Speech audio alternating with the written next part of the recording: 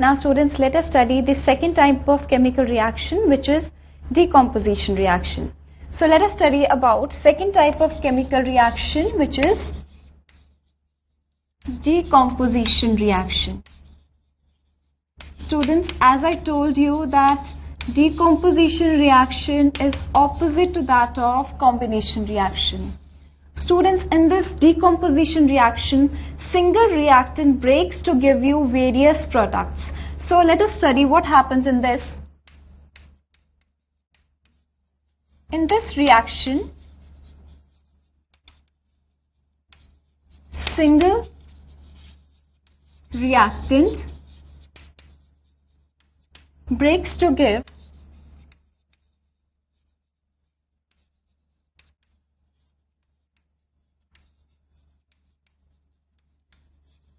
simpler products.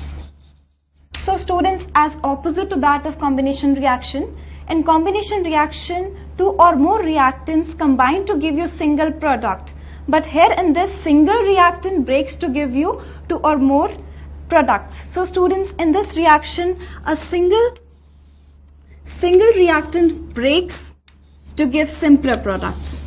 Now students, for breaking the bond, energy is required. So students, in decomposition reaction, energy is required. And this energy can be supplied either in the form of heat, light or electricity.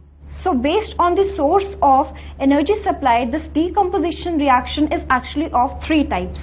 So one is thermal decomposition, other is photochemical decomposition, and third is electrolytic decomposition.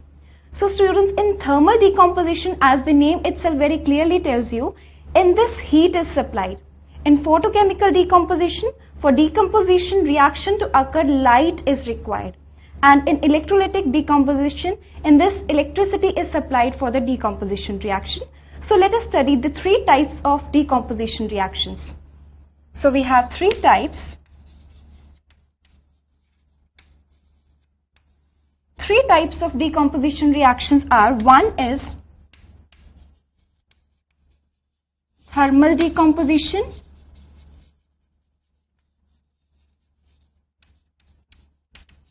students, second is photochemical decomposition,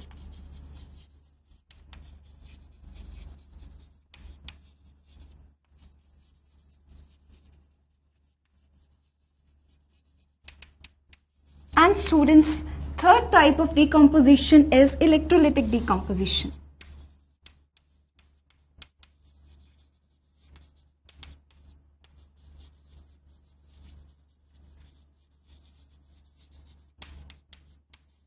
So students, one type of decomposition can be thermal decomposition, second can be photochemical or simply known as photodecomposition, and third is electrolytic decomposition, or it is simply known as electrolysis. Now students, what is the source of energy in thermal decomposition? Thermal decomposition is clearly telling you that in this, thermal word means heat. So in this, for decomposition to occur, the source is heat. Now students, what is the source for decomposition in photochemical decomposition? In this, the source is light. So students, this decomposition occurs in the presence of light. What about third type of decomposition? In this, electricity is necessary. Electricity is necessary for the decomposition. So here the source is electricity. I hope students, it is clear to you that we have three types of decomposition reactions: thermal decomposition reaction, in which heat is supplied; photochemical decomposition, in which light is supplied; and electrolytic decomposition, in which electricity is required to decompose the reactant. So students, first of all, let us study about thermal decomposition reaction in detail.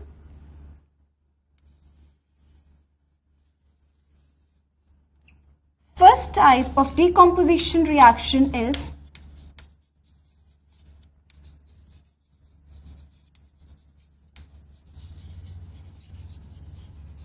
thermal decomposition reaction, and students, the source of decomposition here is heat, because we know that energy is required to break the bonds in the reactant species. So students, here heat is supplied for the decomposition. Let us study one example. So students, in this reaction we can study decomposition of limestone. Students, so here the example we are going to study is the decomposition of limestone. The chemical name of limestone is calcium carbonate. Chemical name is calcium carbonate with chemical formula CaCO3. Students, this is in the solid state and the common name is limestone. Students, actually calcium carbonate is having various common names. It is known as limestone, it is known as marble also, and it is chalk also. So students, when this limestone breaks or decomposes, now students, in thermal decomposition, what is the source required? It is heat. So I can put this delta sign of heating above the arrow. I hope it is clear to you. When we have to heat something, we put this delta in the equation. So students, when calcium carbonate decomposes, it gives you calcium oxide and carbon dioxide is released. Students, what is the common name of calcium oxide? I just now before told you, it is also known as lime or quicklime. Students, whether carbon dioxide has been released or not, how we can detect that? We can easily detect the presence of carbon dioxide because when it is passed through lime water, it turns lime water milky. Students, calcium carbonate breaks to give you, decomposes to give you calcium oxide and carbon dioxide. Students, one more thing, that calcium oxide, commonly known as quicklime, is a very important reagent to make the cement. So it is used in cement industries also. So students, I hope it is clear to you. It is a decomposition reaction. How it is a decomposition reaction? In this one reactant is breaking to give you simpler products. I hope it is clear to you, students. Next we can take one more example.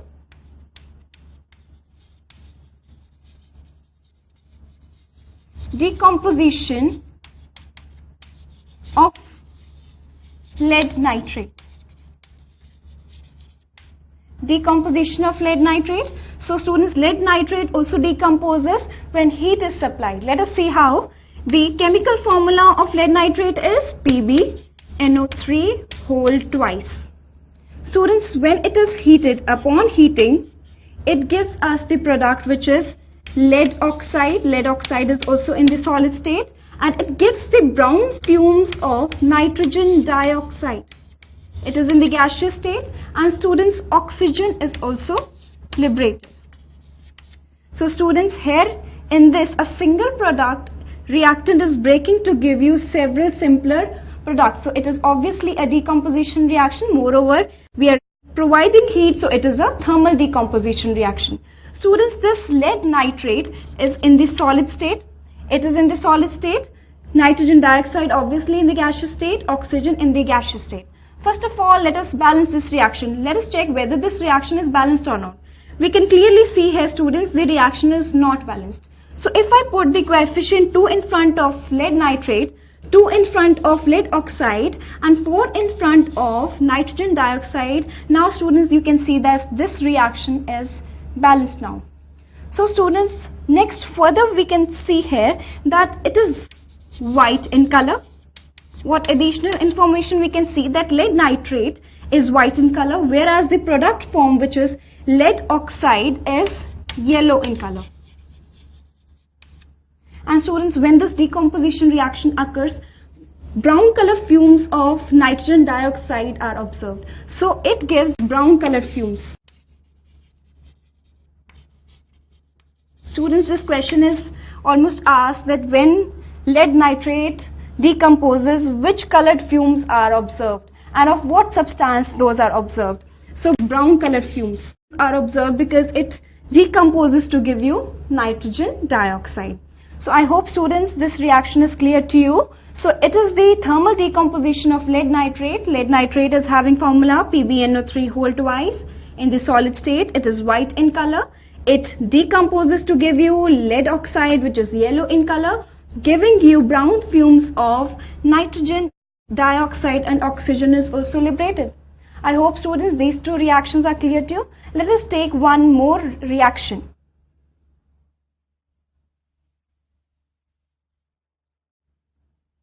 Now students, let us study one more important reaction of thermal decomposition of ferrous sulfate crystals. So let us study that reaction. So we have thermal decomposition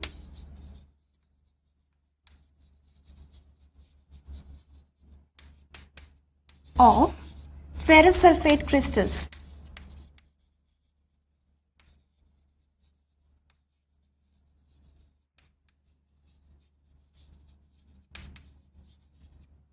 Now let us see how ferrous sulfate crystals decompose thermally.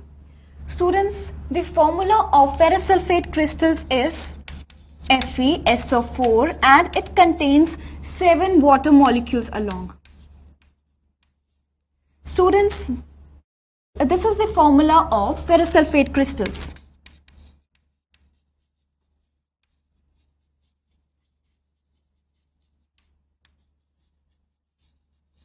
Students, these ferrous sulfate crystals are green in color. These are green in color. Now students, what are these 7 water molecules along? So students, ferrous sulfate crystals is having formula FeSO4, 7 water molecules.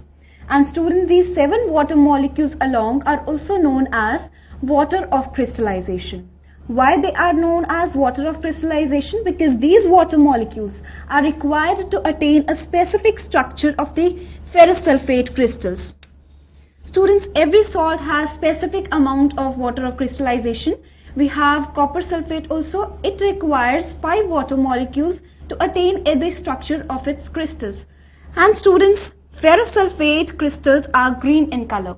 Now when we heat these ferrous sulfate crystals in a test tube, so upon heating, students, upon heating we will see a color change. These green color crystals will turn colorless. So what will be happening here? Actually on heating, these ferrous sulfate crystals will lose their water molecules, water of crystallization. So what we will obtain? We will obtain anhydrous ferrous sulfate plus water in the form of water vapors is liberated. Ferrous sulfate salt is solid. Ferrous sulfate crystals are also solid. Now students, this ferrous sulfate salt is actually anhydrous. Anhydrous. Students, anhydrous word means that without water molecules. So this ferrous sulfate salt now does not contain any water molecules as water has already evolved outside the test tube. So students, upon heating ferrous sulfate crystals, one thing we see that the green color of ferrous sulfate crystals turn into colorless.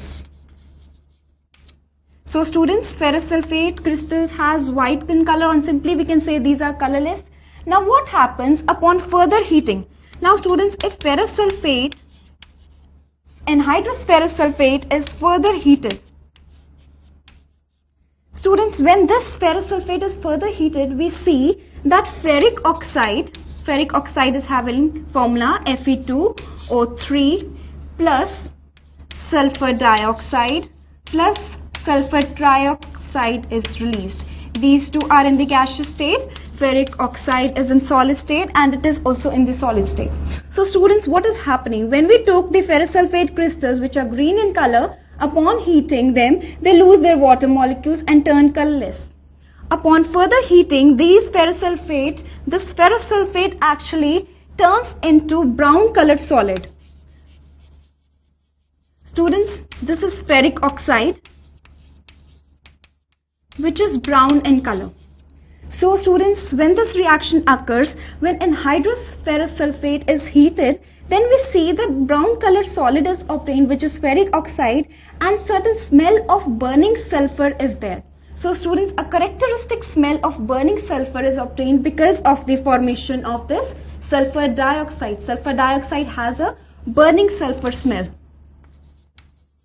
Smell of burning sulfur can be detected. So I hope students this reaction is clear to you. It is a very important reaction, examination point of view.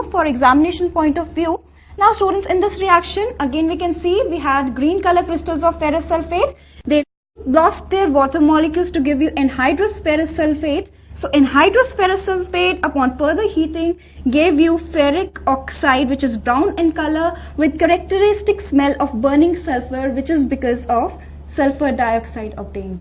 So students, if I put 2 in front of ferrous sulfate, and this reaction now becomes balanced 2. I hope students thermal decomposition is clear to you. Next we will take second type of decomposition, which is photochemical decomposition.